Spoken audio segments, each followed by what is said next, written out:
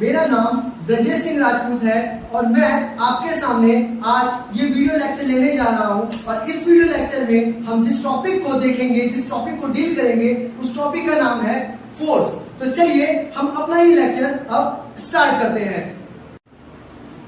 अब यहाँ पर हमें देखना है टॉपिक फोर्स को। फोर्स को रिप्रेजेंट करते हैं हम कैपिटल F से। अब समझिए बुक्स के अंदर डेफिनेशन क्या लिखा रहता है कि किसी भी ऑब्जेक्ट को पुश और पुल करना ही फोर्स कहलाता है। अब ध्यान से देखते हैं, सपोज मान लेते हैं ये है एक ऑब्जेक्ट, इसका कुछ अपना वेट होगा, कुछ मास होगा, इसका मान लेते हैं हम कुछ क्या mkg। अब ध्यान से समझते हैं, अब क्या है कि अगर कोई इंसान आकर इस पर्टिकुलर ऑब्जेक्ट को धक्का मारता है तो ये ऑब्जेक्ट होता क्या है, ये ऑब्जेक्ट सपोज मान लेते हैं पहले ये पोजीशन A और पोजीशन B पर खड़ा था।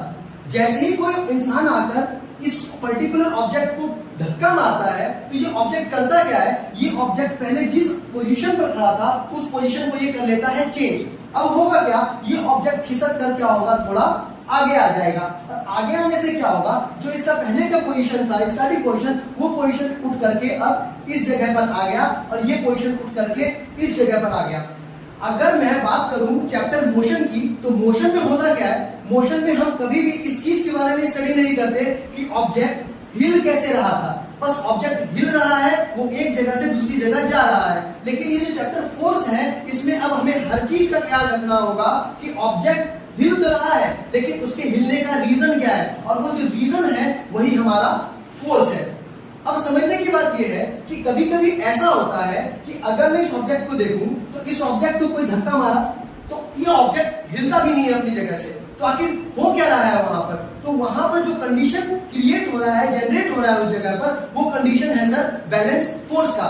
हो क्या रहा है कि ये पर्टिकुलर ऑब्जेक्ट को अगर हम ध्यान से देखें तो ये ऑब्जेक्ट रखा होगा कहीं जमीन पर, और जमीन पर इस ऑब्जेक्ट को रखने से हो क्या रहा है, वो इस जमीन से जब टच है तो जमीन क्या कर रहा है, इस पर्टिकुलर ऑब्जेक्ट पर एक फोर्स लगा रहा है, वो भी ऑपोजिट डायरेक्शन में, जिसका नाम है फ्रिक्शनल फोर्स। अब अगर कोई इंसान इस ऑब्जेक्ट को इधर से धक्का मार रहा है तो फ्रिक्शन क्या कर रहा है, इस पर्टिकुलर ऑब्जेक्ट को हिलने नहीं दे रहा है। इसका मतलब ये समझ में आ गया कि अगर कोई इंसान ऑब्जेक्ट को इधर से धक्का मार रहा है और फ्रिक्शन इसको हिलने नहीं दे रहा है, इसका मतलब जो फ्रिक्शनल फोर्स है इस पर्टिकुलर ऑब्जेक्ट पर जिस पर्टिकुलर डायरेक्शन में लग रहा है वो बिल्कुल इस लगाए हुए फोर्स के ऑपोजिट डायरेक्शन में होगा। यानी जो फोर्स मैं अप्लाई कर रहा हूं इस पर्टिकुलर ऑब्जेक्ट पर, बिल्कुल फ्रिक्शनल फोर्स उसके ऑपोजिट डायरेक्शन में लग रहा होगा, तभी ये पर्टिकुलर ऑब्जेक्ट हिलता हुआ नजर नहीं आता। इसका मतलब ये जो ऑब्जेक्ट है अब किस कंडीशन में चला गया, वो एक बैलेंस कंडीशन में चला गया। लेकिन अगर यही कंडीशन उल्टा हो जाए कि अगर लगाए हुए फोर्स जो इस पर हमने फोर्स लगाया इस पर्टिकुलर बॉडी पर, अगर फोर्स लगाने से ये बॉडी खिसक कर आगे चली गई, इसका मतलब ये नहीं है कि फ्रिक्शन उस पर लग नहीं रहा, फ्रिक्शन लग जरूर रहा है, लेकिन मेरे लगाए हुए फोर्स के अकॉर्डिंग ये फ्रिक्शन थोड़ा कम वैल्यू का है, इसीलिए ऑब्जेक्ट क्या हो गया, आगे की तरफ शिफ्ट कर जाता है और वो पर्टिकुलर कंडीशन मेरा चला जाता है अनबैलेंस फोर्स के कंडीशन में। अब देखिए ध्यान से, अब इस फोर्स को खोजा तो न्यूटन ने है, तो हर इंसान यही चाहता है, चाहे मैं हूं, आप हो या कोई भी हो इस दुनिया का इंसान, वो हमेशा यही चाहता है कि अगर वो किसी काम को कर रहा है तो क्रेडिट खुद को दे, तभी लोग जानेंगे उसके बारे में। तो उसी तरह न्यूटन ने क्या किया, जब हमें फोर्स के बारे में बताया तो फोर्स के बारे में बताने के बाद उसने इस पर्टिकुलर फोर्स को नापने का एक यूनिट दिया। वो जो ऐसा यूनिट है वो न्यूटन ने अपने नाम पर ही रख लिया, और फोर्स का जो ऐसा यूनिट है वो है न्यूटन, जिसको कि हम लिखते हैं NEWTON, और इसको हम रिप्रेजेंट करते हैं कैपिटल N से, और ये है सर फोर्स का SI यूनिट। अब ध्यान से समझते हैं, जो मोशन चैप्टर है हमारा, वो हमारा आता है काइनेमेटिक्स के अंदर, और जो मेरा फोर्स चैप्टर है ये आता है मेरा डायनेमिक्स के अंदर। अब यहां पर क्या है, एक वर्ड मैं बोल रहा हूं बार बार, वो वर्ड है मेरा डायनेमिक।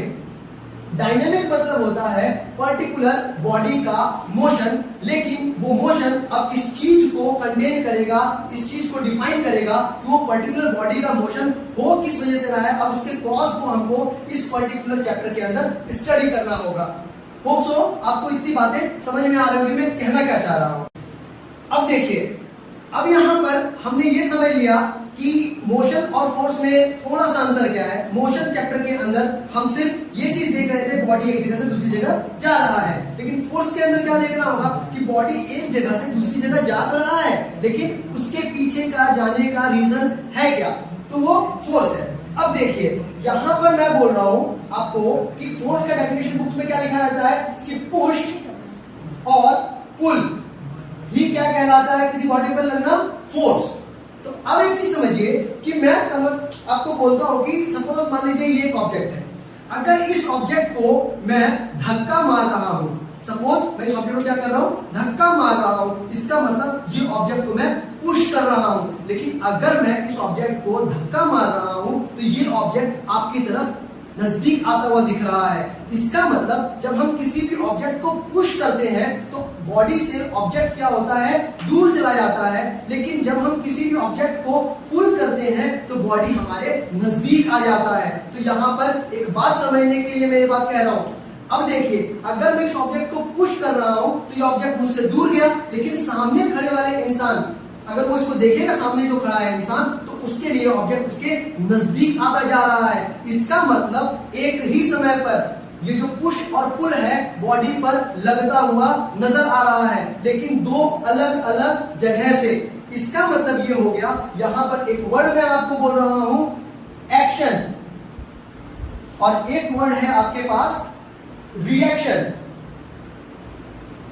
अगर जब तक कोई भी काम अगर हम नहीं करेंगे तो सामने से तो उसका आंसर मिलने वाला नहीं। इसका मतलब मैं बोल रहा हूं जैसे एग्जाम है, सपोज एग्जाम के लिए हम पढ़ते हैं, अच्छा पढ़ेंगे तो अच्छा रिजल्ट आएगा, खराब पढ़ेंगे तो खराब रिजल्ट आएगा। मतलब ये हमारे एक्शन पर डिपेंड कर रहा है, हमारे मेहनत पर डिपेंड कर रहा है कि हमारा एग्जाम में रिजल्ट कैसा आएगा। जो रिजल्ट आया दैट इज रिएक्शन। इसका मतलब यह है कि इस ऑब्जेक्ट पर अगर कोई इंसान फोर्स लगा रहा है, सपोज मान लेते हैं एक इंसान यहां खड़ा है, तो जैसे ही इस पर इसने फोर्स लगाया तो ये इस ऑब्जेक्ट को धक्का मार रहा है। धक्का मारना इन द सेंस व्हाट, ये इंसान इस ऑब्जेक्ट को पुश कर रहा है। तो अगर सपोज मान लो यहां सामने एक और इंसान खड़ा है, तो मतलब अगर ये ऑब्जेक्ट धक्का मारने पर इस इंसान से दूर जाता हुआ नजर आ रहा है तो इस इंसान के लिए करीब आता हुआ नजर आ रहा है। तो एक ही समय पर ये इंसान इस ऑब्जेक्ट को पुश कर रहा है तो सामने वाले इंसान को इस ऑब्जेक्ट पर पुल होता हुआ फील हो रहा है। यानी एक ही समय पर जब एक्शन किया गया तो रिएक्शन भी दिख रहा है हमें, और यही एक्शन और रिएक्शन इस पूरे फोर्स को डिफाइन करता है। तो चलिए आज की इस वीडियो लेक्चर को हम यहीं पर एंड करते हैं। होप सो आपको ये वीडियो अच्छा लगा होगा। अगर आपको ये वीडियो पसंद आया तो प्लीज मेरे चैनल को सब्सक्राइब करें, लाइक करें वीडियो को, शेयर करें फ्रेंड्स के साथ और सपोर्ट करें मुझे। Thank you, have a nice day.